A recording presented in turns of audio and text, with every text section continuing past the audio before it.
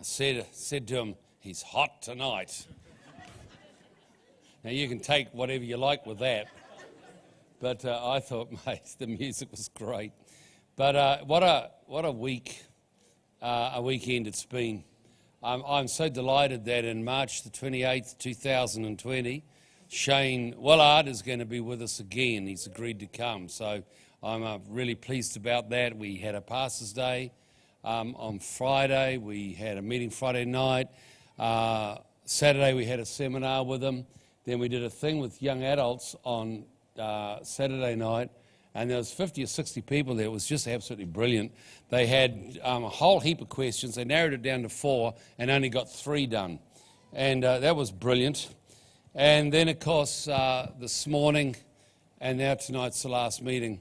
On Saturday, when he did the seminar, many of you know on Sunday nights I've been preaching on end-time events and the mark of the beast. He did a historic thing about the mark of the beast that I would have to say, number one, I'd never heard before, which is not unusual with Shane, because around about 99% of what he says I've never heard before. And that's caused me huge problems in my headspace and the Bible, but answered lots of questions. But it was alongside of what I did. The historic thing really came down to the essence of the mark of the beast, which was who we give our allegiance to, who we worship, and so on. So it was, but he did it from what was actually going on in the culture, and it's something you have to listen to. And I understand most of the messages will be up on the internet by tomorrow night. But I consider Shane to be one of the best Bible teachers I've ever sat under. And man, I can tell you, I've been around since the 1970s. So that's some testimony to give. Shane, you have been phenomenal. After the service, after he's finished tonight, we'll be taking up another love offering. I want to bless him. So he will say, Encounter Christian Centre is one of the most generous churches he's ever been to. So that when he comes back next year, he'll be thinking this is a good place to come to. And he doesn't come because of money. And if he got no money, I think he would all still come. But we want to bless him at the end of the service tonight, big time. But Shane, I've just loved it. You're just so easy to have, and you've been a great blessing.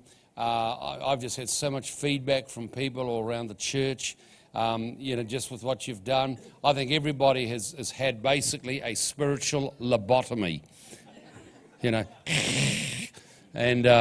it has been amazing. And I know tonight's going to be just as good. Church, we honor the people that we bring to us. I want you to stand, and let's just honor and welcome Shane Willard. Thank you very much. Thank you very much. You can be seated.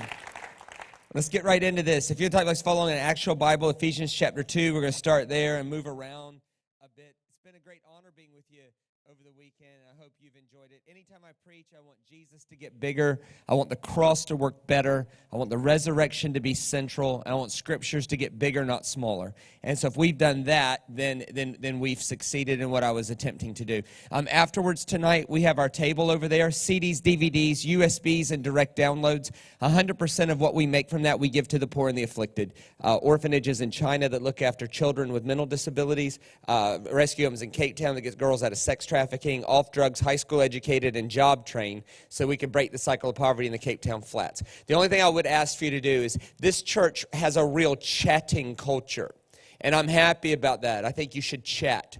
But and if you have no intention on getting anything, God bless you, I'll see you in roughly a year, okay? But if you know, before I leave, I'm going to grab something, if you could do me a favor, please, if you could buy first and chat second, that would be awesome. Because here's the thing, right? I've got to do a stock take. I've got to call my Brisbane office. I've got to order a top-up for the national conference, for the Women's National Conference for Equippers. And then I've got to pack that up and then find someone to deliver it to the next thing for me, okay? So if you could do me a favor, I only want to leave it open for about 10 minutes after service, and that's for me to be able to do that. It's also to be kind to Glennis, who makes my life way better. Glennis makes my life better, right? Glennis makes my life better. It's amazing. I actually didn't recognize her because she's half of what she was, but it's amazing. It was amazing. I was like, "Who are you?" Like, oh my. So, but Glennis makes my life better, and I honor that, and I want to honor her time tonight as well. So, 10 minutes, and we'll be good to go if we could do that. Okay. So, a quick review of where we went. Before I got here, I sought the Lord on what to share with you guys once I arrived. And I landed on 4 topics that I wanted to walk through in sequential order about what makes a great church. And we talked about on Friday night how a great church is committed to a shame-free culture. Let me define that in 10 seconds. No person in Auckland should ever be afraid of not belonging here because of a mistake they made or because of something about them, because of their race, because of anything. That this is going to be a shame-free place, all right? We talked about that Friday night. Saturday, we talked about a great church is committed to bringing glory to God, and we define that 6 or 7 different ways. We put language around that big concept. This morning, we talked about a great church is committed to doing all things without grumbling or disputing and shining like stars. Tonight, I want to talk to you about what it means to be a people who profoundly connect to the cross and resurrection. And I want to talk about one area around that, because the cross and resurrection has so many meanings that you could get. It would take a 50-part series to go through it. Like in one place, it's called the forgiveness of sins, and we say yes, amen to that. In another place, it's called the cancellation of debt. In another place, it's called the confrontation to oppression. In another place, it's called the fact that God identifies with our sufferings. In another place, it's called something else. And so tonight, I want to talk about one area of the cross and resurrection, and I chose probably 6 days ago to end the weekend here. And I did so on purpose because if you'll give me your full attention tonight, I promise you this will change your life. And I really, really hope at the end that Jesus is nicer than you ever thought, that the cross worked better than you ever thought, that the resurrection is as central as you ever thought, and what this means for how we treat each other. This is Paul giving just one. I'm only covering one meaning. It doesn't mean the others aren't true. It's just I picked this one, right? One meaning of the cross and resurrection. If you could bring that up. This is in, he's writing to the people of Ephesus. For he himself is our peace, who has made us both one and has broken down in his flesh the dividing wall of hostility by abolishing the law of commandments expressed in ordinances, that he might create in himself one new man in place of the two, so by making peace. Now, the context of this is not peace with God. He covers that in a second. He's talking about we're so profoundly connected with the fact that we have peace with God that we can't help but be a peacemaker between each other. That no matter what we disagree on, if you go out far enough, we're going to all find our hands around the foot of the same cross, and that should unite us if nothing else does. No matter what we disagree on, no matter what someone's done, no matter what they've done to us, no matter what they might deserve, no matter what their point of view, if we go out far enough, the same cross is uniting all of us, and that should end any hostility of conflict and promote peacemaking between people. Now watch what he says. So by making peace, and might reconcile us both to God into one body through the cross, thereby killing the hostility. I want to talk to you tonight about people who profoundly connect to the cross, live in such a way that ends hostility. I want to talk to you about the end of hostility. Now, this sounds subtly familiar. Jesus, first sermon ever he preached, third line in. Pretty important. First sermon ever, it's called the Sermon on the Mount. Third line in. Here's what he says. Next slide. Blessed are the peacemakers, for they shall be called the sons of God. Really? Is Jesus tying whether we'll be called a son of God or not to our basic disposition in conflict? Now, there is some major theological implications to that I don't even want to touch because it's not the point. I want to go to the most elemental thing going on in this passage. And can we all agree together that to Jesus, our basic disposition in conflict is incredibly important to be a Jesus kind of person for the sake of the world? That our basic disposition in how we handle disagreements, how we handle disappointments, how we handle when people fail, our basic disposition in this is incredibly important to being a Jesus kind of person. Now, in case you're thinking, hang on, Shane, hang on, that's just one verse. It might have been translated poorly. What's going on here? Hang on. 34 verses later, in the same sermon, that's called 2 minutes later, Jesus says the same thing using different words. Watch what he says. You've heard it said that you should love your neighbor and hate your enemy. But I say to you, love your enemies and pray for those who persecute you, so that you may be sons of your Father in heaven. 3 verses after that, it says, be holy as I am holy. The context of being holy as God is holy has nothing to do with moral purity and everything to do with how we treat people when they wrong us. How we treat people when they deserve something else. Jesus says it this way. He says, if you want to know what God's like, look at flowers and birds. They do nothing to deserve it, but God feeds them and clothes them because they're worth it to him. Jesus says, if you want to know what God's like, God never treats people as they deserve. God always treats people how they're worth. God always treats people. So be careful with what we do when we go, yeah, but they deserve, do you know what they did? They deserve this. They might, but Jesus has called us to a different way to live. Jesus calls us to treat people as they are worth and never as they deserve. That is a profound way to live. Let me see if I can illustrate this with a story. This actually happened to me in 2013. I'll never forget it till the day I die. It so profoundly affected me, and I'd like to share it with you today. In 2013, I got a phone call from the top history expert in Jerusalem. This guy teaches ancient history at the university there. He's booked out 2.5 years in advance doing academic tours. I did a conference with his son-in-law, and his son-in-law liked me, and he got one of my USBs, and he took it to his father-in-law. He says, you got to listen to this. This guy rings me and says, I'd like you to come speak at my synagogue. It's right outside of Jerusalem.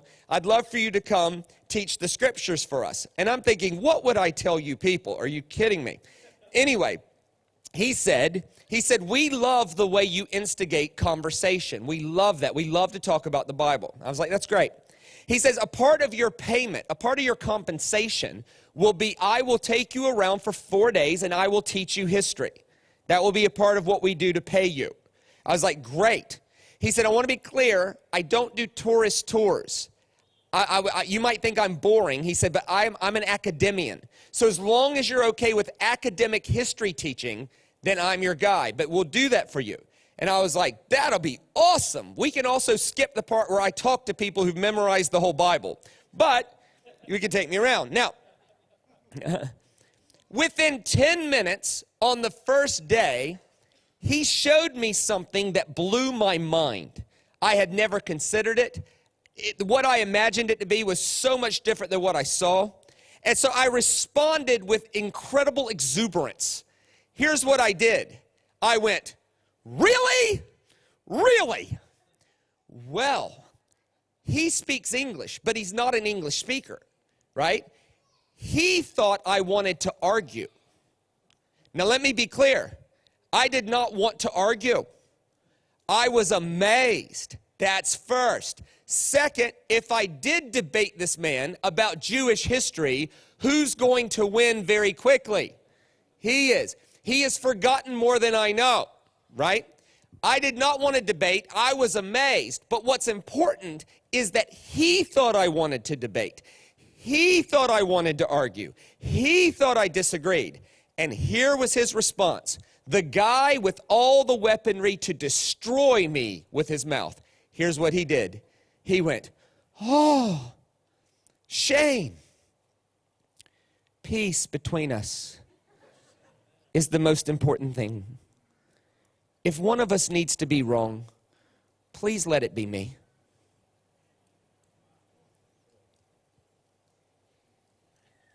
Well, I was confused, which made it worse, because my response to that was, what? He said, oh, Shane, peace between us is the most important thing. If one of us needs to be wrong, please let it be me. If the world sees our conversation, may the Christ that holds us together be glorified more than I need to be right about anything. Now, right, wrong, or indifferent, that's a son of God right there. His basic disposition in conflict was, I want that in my life. I want that in my life. I said to him, bro, did you think I was arguing with you? He said, weren't you? I said, okay, first, please forgive me for my tone of voice. It obviously was antagonistically sound. I didn't intend for that at all. Would you please forgive me for that? That's first. Second, let's just make a deal for 4 straight days. I'll never disagree with you about Jewish history, okay? This is your field, all right? That's 2. I said 3, I was blown away. Here's the problem. He doesn't speak English normally, so the euphemism wasn't working. I was like, I was blown away, and I could tell he was confused. So then I struggled for language, which is weird for me, but I was like, I was amazed. I was like, wow, like amazed. And it took him a second to compute it, and he just went, were you amazed? I said, bro, I was amazed. He held his heart, and he said, oh, good. Because I knew I was right about that.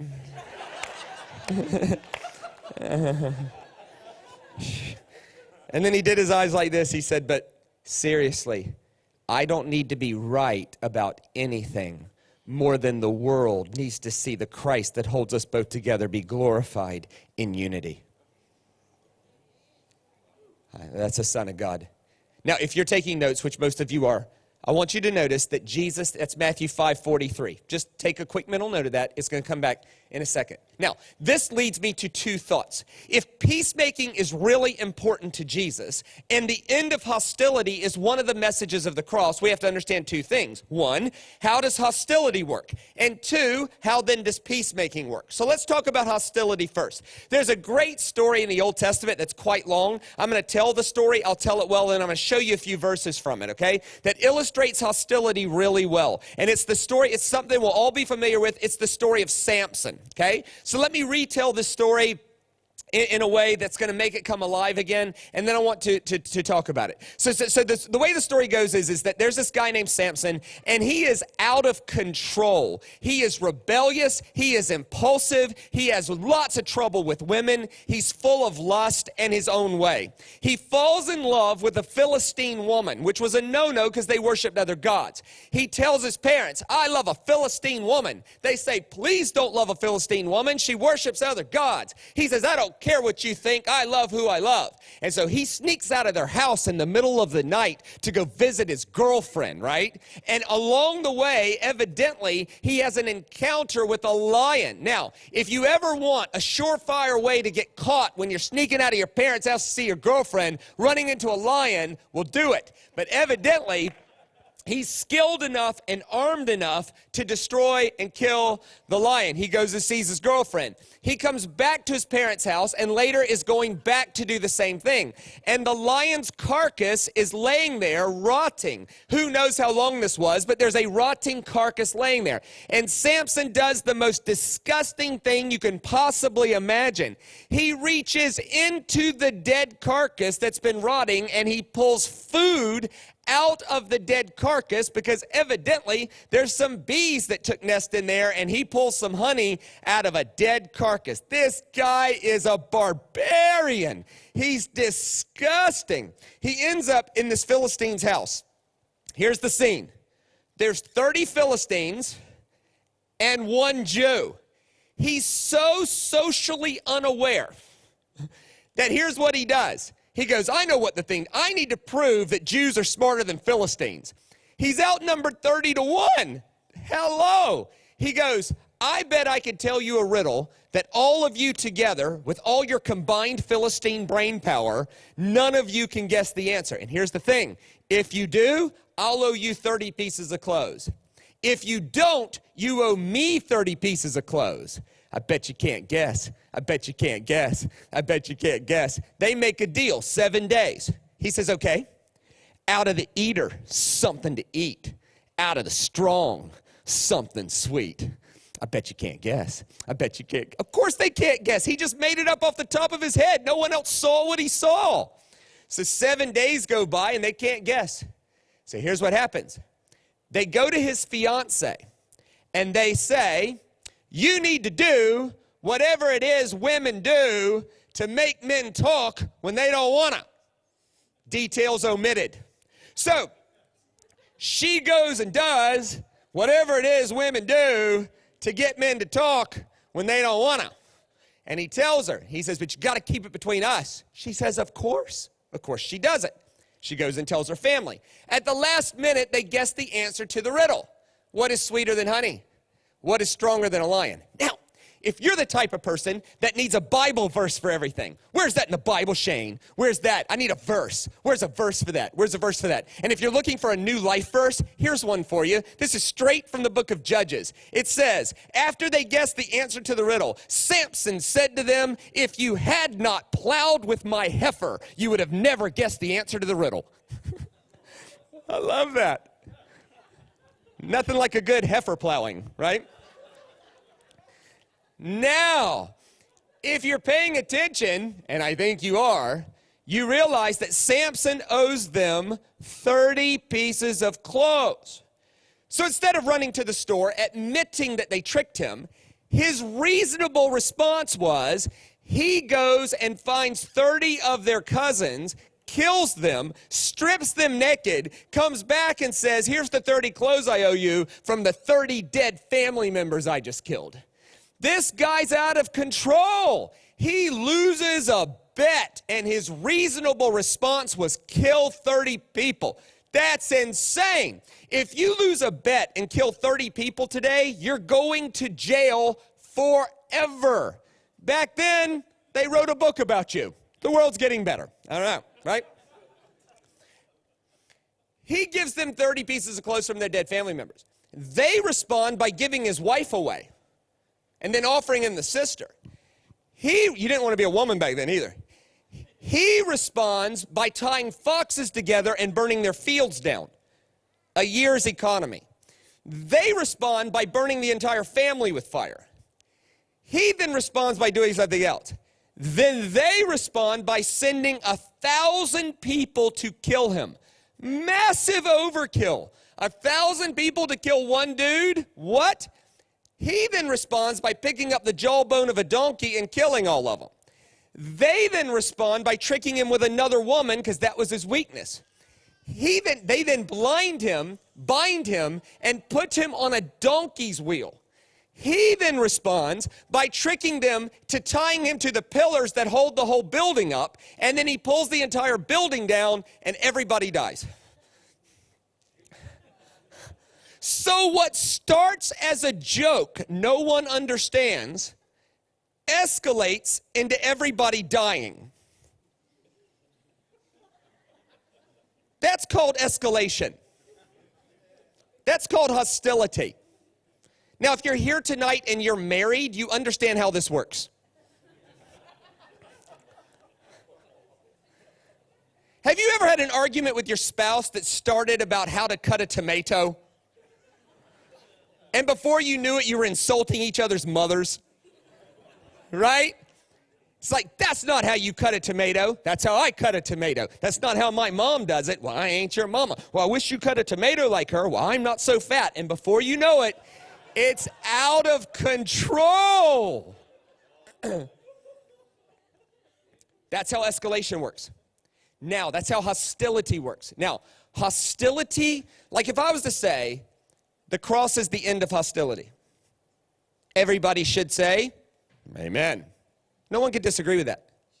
The problem is we don't have language for that. Hostility is driven by one thought, and it appears all over this story. Let me show you this one thought, and then bring it back to here. Next slide. This is Judges 15. I was so sure that you thoroughly hated her that I gave her to your friend. Isn't her younger sister more attractive? You didn't want to be a woman back then. Take her instead. And Samson said to them, here's the line. This time I have a right to get even with the Philistines. I will really harm them. That's the gasoline behind hostility. The idea that I have a right to treat you poorly because of something you've done. Because you've acted this way, I have a right to treat you shamefully. I have a right to shame you. I have a right to harm you. Samson is premeditatedly harming people, and he feels justified because they technically deserve it. That's what drives hostility. It happens again. Watch what happens. And Samson said to them, this time I shall be innocent in regard to the Philistines when I do them harm. Whoa. It happens again. Check this out. Next slide. Then the Philistines said, who has done this? And they said, Samson, the son-in-law of the Timnite, because he took his companion and took his wife, gave her to his companion. And the Philistines came up and burned her and her father with fire. Massive overkill. Watch what Samson says. And Samson said to them, if this is what you do, I swear I'll be avenged on you. And after that, I'll quit. In other words, I'm not going to stop till I'm one up. Here's the problem. If I don't stop till I'm one up, and you don't stop till you're one up, everybody dies. Paul says the cross is the end of that cycle. Why? Because here's the gospel in a nutshell. While we were hostile to God, God acted first to make peace with us.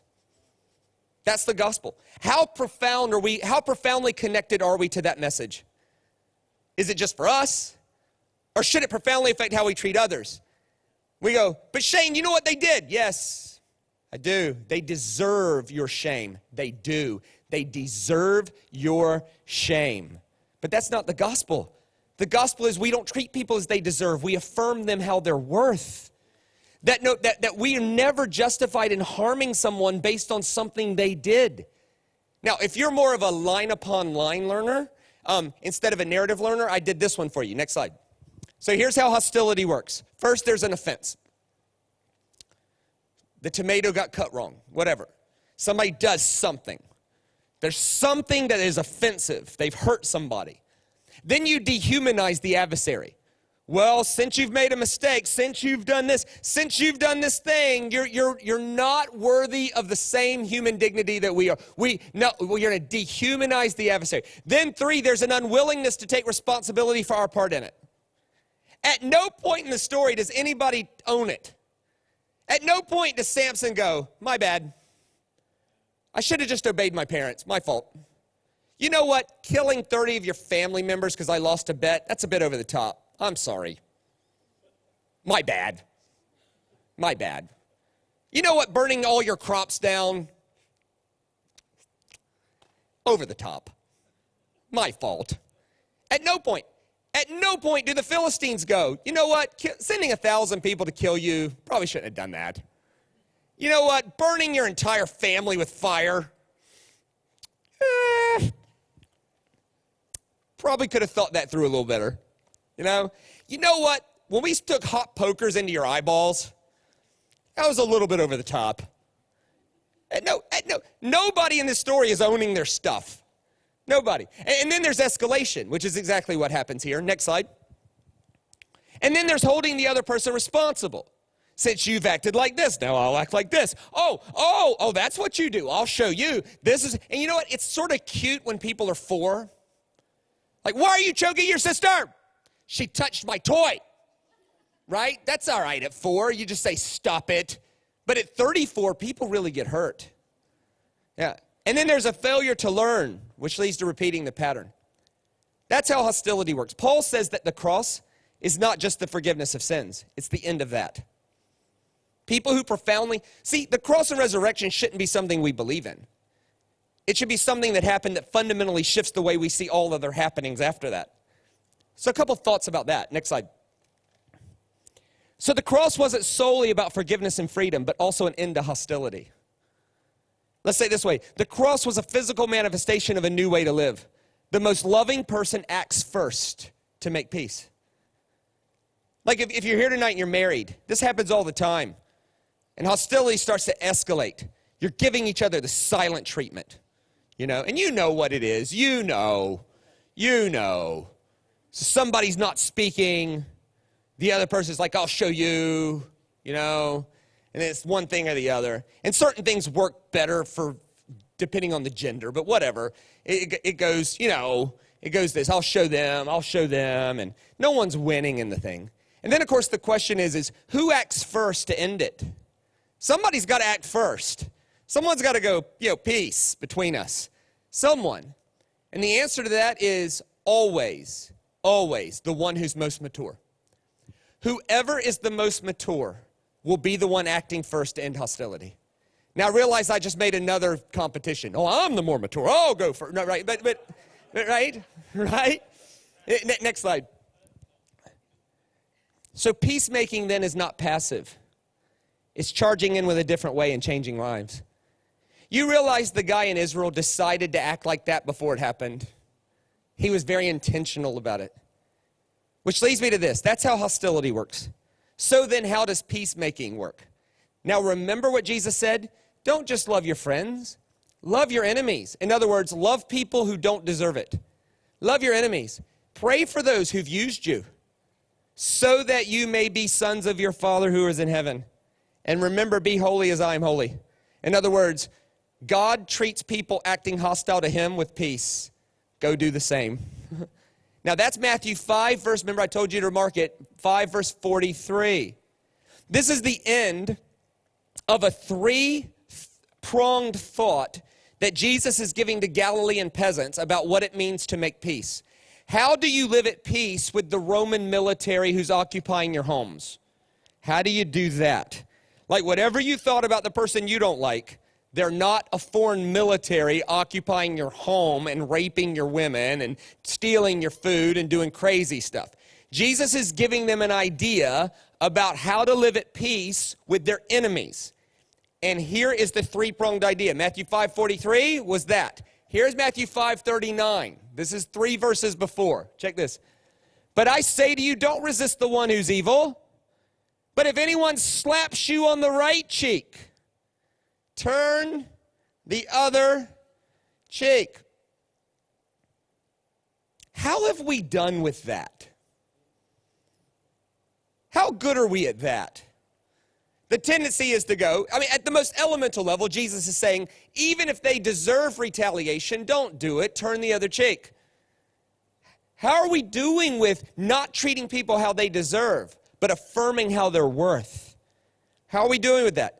Second thought is what is Jesus talking about here? Does that actually work?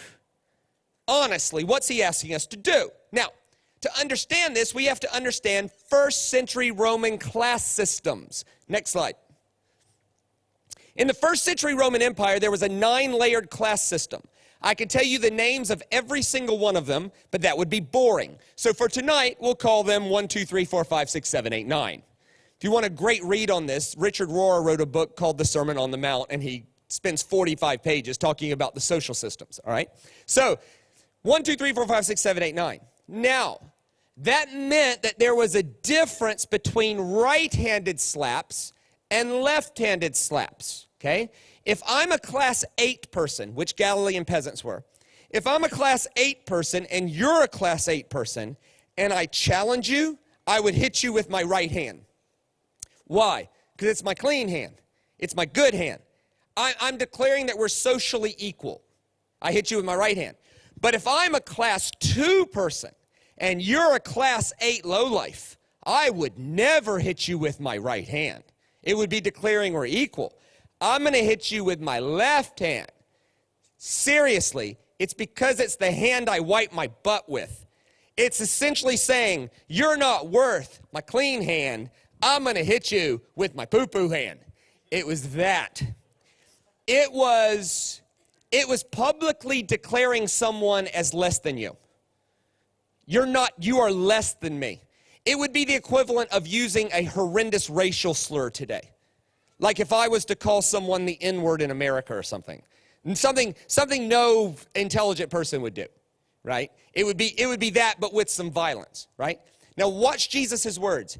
He says, if someone slaps you, and he's specific, if someone slaps you on the right cheek, well, hang on. To slap someone on their right cheek, I need to use my left hand. If someone slaps you on your right cheek, in other words, if someone declares you as less of a human being than them, simply turn the other cheek. In other words, don't escalate the violence. Draw a nonviolent boundary that says if we're going to have this conflict, you will address me as equals. Turn the other cheek. In other words, only present the side of you that makes them address you as equals, and they probably won't. They'll just walk away. This is genius stuff from a first century rabbi teaching people how to live at peace in an occupied territory. Turn the other cheek. Here's the next verse, verse 40. And if anyone would sue you and take your tunic, just let him have your cloak too. What? There's only two pieces of clothes, the outer garment and the inner garment. Jesus is telling people to get naked. If someone wants to take your outer garment, just get naked. What's he talking about? Now, to understand the first one, we got to understand Roman class systems. To understand the second one, we got to understand Deuteronomy law. Next slide. So in Deuteronomy, if someone sues you and you can't pay, then you could give them your outer coat as a promise. It was a grace thing. There was no such thing as a debtor's prison in Jewish culture. If I owed you money and you called me on it, I could admit to everyone, I owe him money, I promise I'll pay, and let me give him my coat. And it was a grace thing that Deuteronomy put in so that I could have time to go get the money to pay you, right? Here's what's happening in the first century. By historical estimates, the Galilean people were living on 87% taxation. 50% of their fish, 30% of their grain, 12.5% to Caesar himself, just for the divine privilege of having the Son of God rule you. The Romans rose taxes in order to move your goods and services, the temple tax, and the dodginess of the tax collectors. These people were losing their family land that had been in their family since the book of Joshua. And there was 3% of Israelites in Jerusalem called the Roman sympathizers. And the Roman sympathizers were profiteering on the occupation of Rome. So much so that they were even taking it another step and they were suing their Jewish brothers and sisters in Galilee, knowing that their only recourse would be give them their coats. They were literally taking the shirts off their backs to make money. Jesus goes, if somebody's going to do that to you, this would have happened all the time to them. If someone's going to do that to you, just give them everything. Just get naked. Why would he do that? Next slide. In Hebrew culture, being naked is not shameful. Seeing nakedness is. So the man being sued is placing his shame on the other while remaining peaceful. Because what kind of person would take both cloaks? The idea is that you don't confront greed with confrontation. You confront greed with uber generosity. It's sort of like this. If you're at dinner and the waiter comes by and says, how are we doing the bill? It's you and your friend. How are we doing the bill? And both of you say, I'll take the bill. And one says, split it up. So one says, I'll take it, and the other says, split it up simultaneously. What's going to happen? They're both going to argue over who takes the bill. But the greedy man's already played his cards face up. He's like, I don't want the bill. But the generosity of the generous man has exposed the greed in the heart of the greedy man. That's how you remain peaceful. You expose greed with uber generosity. How do you make peace? You turn the other cheek. You give your tunic and your cloak. This is the very next verse. Next slide. And if anyone forces you to go 1 mile, go 2. That's weird. The word forces you to go a mile. What was it, like first century personal trainers? You know, come on, Willard, 1 more mile, right? What's going on here, right? Now, to understand the first, we got to understand first century Roman class systems. To understand the second, we got to understand Deuteronomy law. To understand the third one, we got to understand Roman military law. See, the Roman military was occupying the territory. And the Roman military had rules of engagement, rules of operation, things they weren't allowed to do and things they were. Some of it was crazy stuff. Like in Migdol, every woman in Migdol was Roman property. A Roman soldier could rape any woman in Migdol, where Mary Magdalene's from, by the way, and there was no judicial process. But they couldn't rape women in Tiberias, but they could in Migdol. So strange sort of things.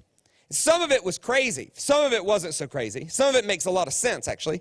Like these Roman soldiers carried these 32-kilogram packs around, 70 pounds, 32 kg, you know, and they'd carry their pack. And if they were ordered to go on a march, are they going to carry their own pack?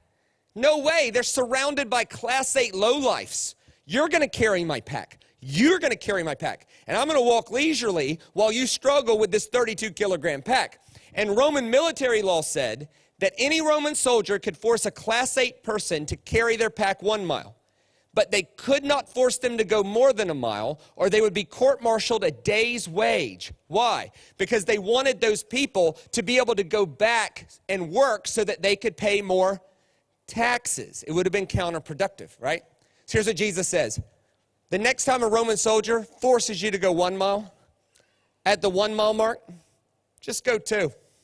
And you'll have a Roman soldier chasing you down, trying to get you to stop. You can turn the tables by confronting the oppression with uber generosity. You could turn the tables on hostility with uber peace. Here's what you do to live at peace. You turn the other cheek. You go the extra mile, and you give your tunic and your cloak. You confront greed with uber generosity. You confront these things. You confront hostility with uber peacemaking, and you can expose the problem in the heart of the other.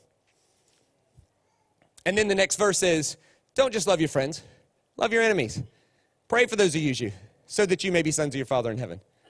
The last story that I want to I think illustrates this perfectly is, I'll just call it, next slide, I'll call it to heal the ear. There's this weird story from Jesus' life. Here it is in a nutshell. Everybody has come into Jerusalem from a long way away. And they've eaten the biggest meal of the year, something called Passover. 7 years ago or so, we did one here, right? And this was a common thing. They would come from wherever they are. They would eat Passover in Jerusalem to celebrate freedom from slavery. And this included a 4-hour meal that started at sundown and went 4 hours, so roughly 6 to 10. They had a 4-hour meal that included 4 glasses of wine.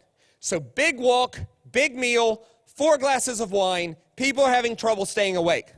Jesus, for some reason, chooses this time to go pray. Odd. He goes to a garden called Gethsemane. And remember, he's a little irritated with the disciples. He's like, can you not stay awake for an hour? They're like, what? We just walked, we ate, we drank. What are you doing, right? He's like, I'm sweating blood here, bro. Can you stay awake, right? So Jesus is sweating blood. And the story gets weirder. It says that the servant of the high priest, a guy named Malchus, very important guy, likely next in line to be the high priest. He's named. The Roman soldiers are following him. And Caiaphas wants to arrest Jesus, but you don't do it yourself. You send the intern. That's what you use interns for. So Malchus shows up with a platoon of Roman soldiers to arrest Jesus, you know. And then it gets really weird really quickly. It says that one of Jesus's friends cut off Malchus's ear. Which leads me to all kinds of questions like, was it legal to cut off a dude's ear in the 1st century? This guy cuts off a man's ear in front of the police, and their response was, oh, these crazy Jews, you know. Like, why was it legal? Why was he not arrested? Why is that same guy at Jesus' trial an hour later and no one brings it up? Like, was it legal to do these things? What's going on here? And all over the world, if I ask Christians, which disciple cut off the guy's ear? Everybody quickly says, Peter. Right. How do we know that? Matthew says it was a certain companion of Jesus. Mark says it's one of Jesus' friends. Luke says it's one of Jesus' disciples. Do we just assume it's Peter because he did crazy stuff, you know? Matthew says one of a certain companion of Jesus. Mark says one of Jesus' friends. Luke says one of Jesus' disciples, you know. How do we know it's Peter? The reason we know it's Peter is because John said, Peter did it, right? Right? Matthew, Mark, and Luke are like, let's keep this on the down low, shall we? John's like, nope, throw him under the bus. Peter did it. Here's the thing. How was that legal? No one arrests him. This is assault and battery at the very least. And he's a priest. Yet he gets away with it. How does this happen? Let me see if I can explain this in about 40 seconds. In the first century, there was a tension between the priests and the Pharisees and rabbis. Here's why. In order to be a priest, here's what you had to do. Be born. That is all. To be a Pharisee or rabbi, you had to go through 30 years of school to get your credentials. So there was tension between people who were born with their privilege and people who had to earn it themselves. You can see this, right? And the problem is it possible for a righteous priest to give birth to a wicked son who doesn't care about God? Yes, but he's still a priest. And you don't want that guy representing you to God. So how do you disqualify an unworthy priest? Here's what they did. They used an obscure law from Leviticus 21. I've copied and pasted it from the NIV, word for word. I did not change one word. It's copy and pasted from the NIV. Let me show you this. For no one who has a blemish shall draw near. A man born blind or lame, or one who has a mutilated face. I don't even know how you lived back then. Sir, you are next in line to be the priest, but your face is just a bit mutilated for us. So weird, right? Or a limb too long, or a man who has an injured foot, or an injured hand, or a hunchback, or a dwarf, or a man with a defect in his sight, or itching diseases, or scabs,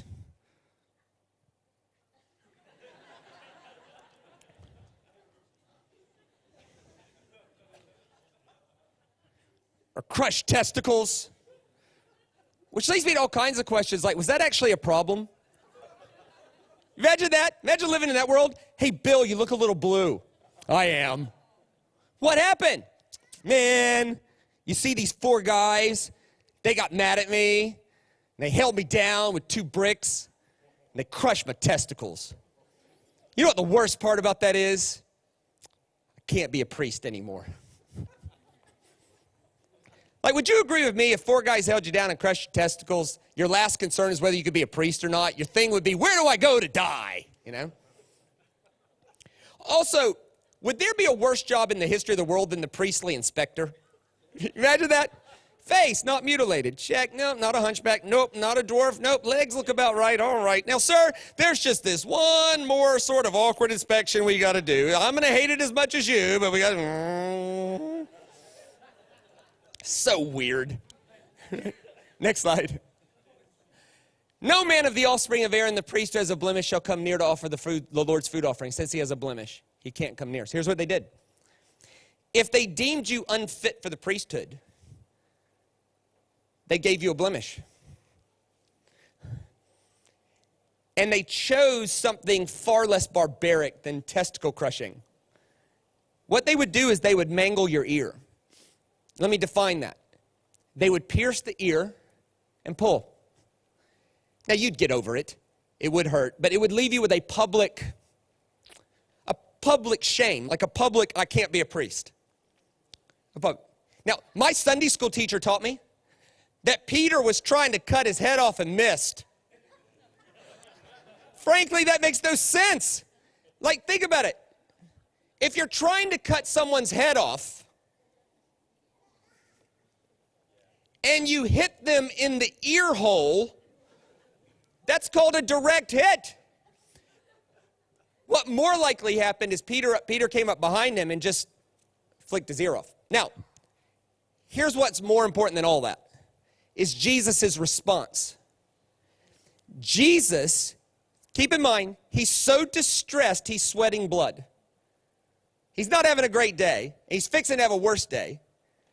And his response under great duress was to heal the ear of the guy leading the charge to kill him. What? Which not only healed him, but restored him to the priesthood. Jesus' response to the guy leading the charge to kill him was to heal him, forgive him, and restore him. Which leads me to this. What excuse have we let ourselves believe is okay to cut people's ears off? For what reason have we disqualified people? What reason have we, yeah, but Shane, they did, I know.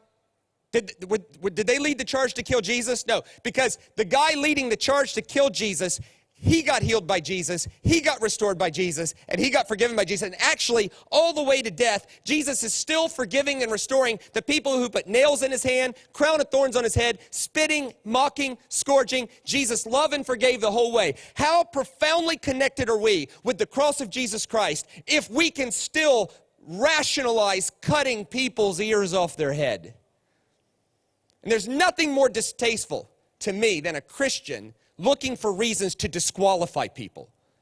Going on the internet, Googling crap, Let's find something we could let's find one doctrinal debate that we could disagree with them so we could disqualify them. And this is why this is so important for Encounter Christian Church to be the kind of church it needs to be. It needs to be a church committed to the end of hostility, to putting people's ears back on their heads. And this is why it's so important, because today, and I don't know who it would be, today there'd be at least 10, 20 people who came in here today with their ear in their hand. Their metaphorical ear in their hand. Someone said, you made a mistake, you can't be here. Someone said you can't be used. Or someone said you could be here, but you can't really get involved. Like, what are you talking about? And here's what they're doing. They're coming in here because someone told them that, even if it's themselves, even if it's the person they shave with. And here's their deeper question is, can I belong here until you can put my ear back on my head? And Encounter Christian Church should be a church committed to putting people's ears back on their head and never ever taking ears off. Churches should be ear repairers and never ear cutters, ever, ever, ever, ever, ever. And that's what it means to be so profoundly connected to the cross of Jesus Christ that we take it so far that we end hostility and we repair people's ears. Which leads me to this. Thank you. One person was really excited about that. That's good. I knew the rest of you were sort of moved, though. Here's the thing, right?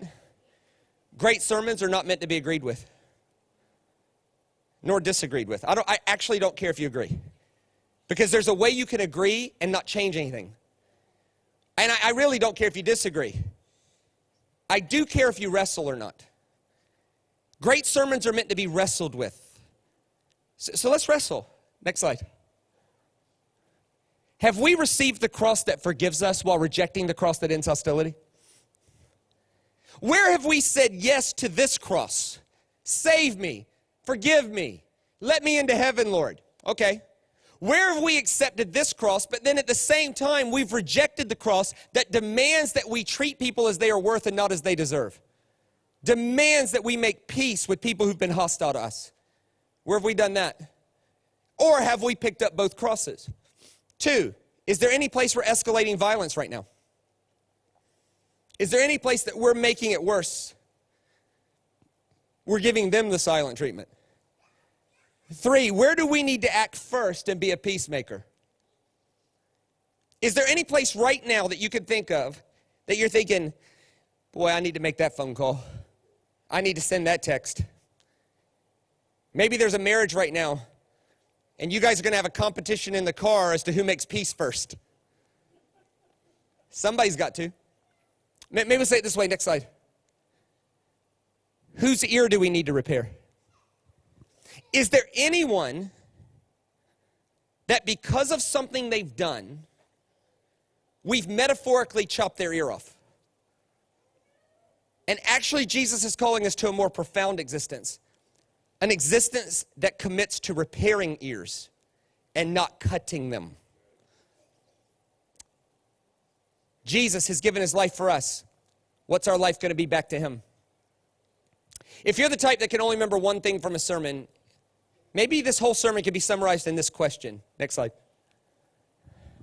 What if the cross was God saying, how far do I have to go for you all to get along? What if that was one of the messages of the cross? This is how far I'm going to go to show you what's possible. You're acting with hostility. You're leading the charge to kill me, and I'm still going to love you and forgive you. How far do I have to go for you all to get along? I did that, and you're connected to that while holding something against somebody for what? What did they do? How far do I have to go for you all to get along? Paul said the cross is the end of hostility. So my brothers and sisters of Encounter, if you want to be the kind of church God wants us to be, we need to have a shame-free zone here. A church committed to the glory of God. A church committed to no grumbling or arguing.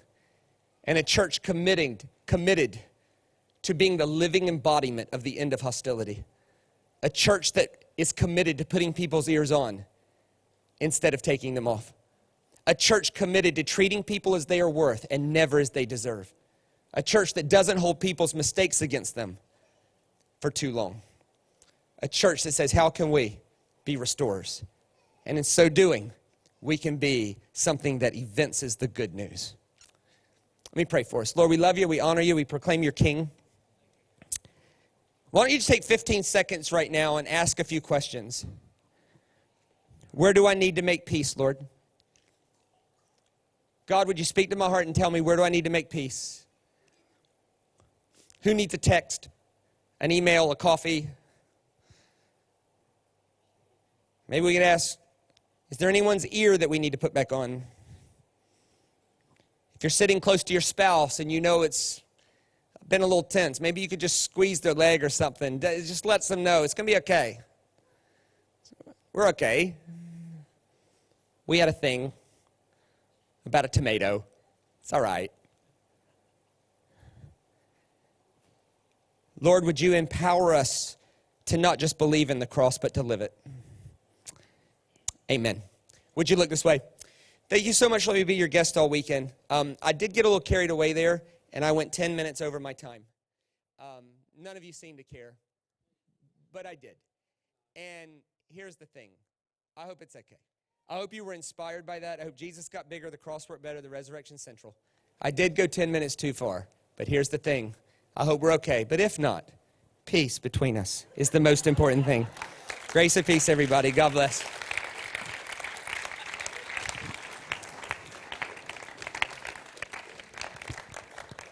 I'm sort of tempted to say that was the first hour of your teaching. We'll have a break and do another hour.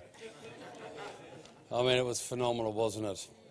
Wow. I mean, what a weekend. Shane, brilliant. Thank you so much. We want to come and honour Shane with a love offering tonight. And I just want you to get ready to give to the Lord. As we always say, there's a number of ways that we can give.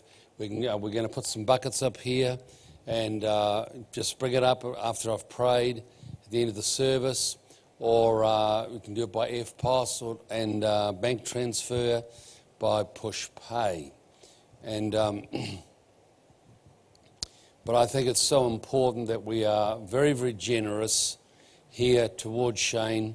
As I've said to you before, I have limited the number of visiting ministries into the church over recent years, and simply because those that I bring in, I want to bring in the best.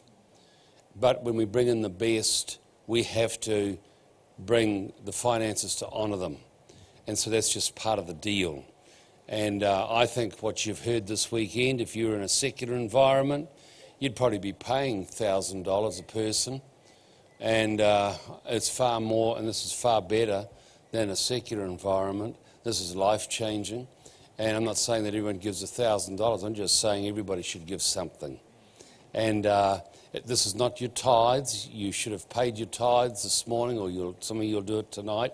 Don't bring your tithes and put that in, because the tithes are for the house, the local church, so that we can eat and live, right? This is an offering, tithes and offerings. Let's pray. Father, tonight, in fact, let's all stand, okay? Let's all stand.